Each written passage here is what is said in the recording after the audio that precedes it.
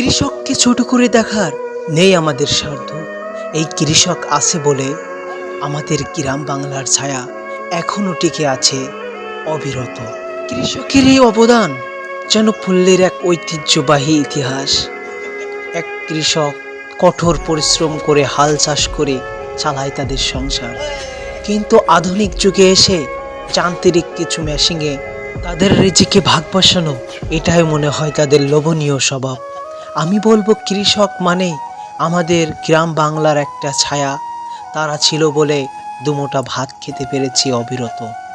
কিন্তু কৃষকের কঠোর পরিশ্রমই আমাদের বুক ভরা শ্বাস আর দীর্ঘ ভরা নিঃশ্বাস, আর আমাদের মুখে হাসি ভরা পল্লীর ঐতিহ্যবাহী ইতিহাস।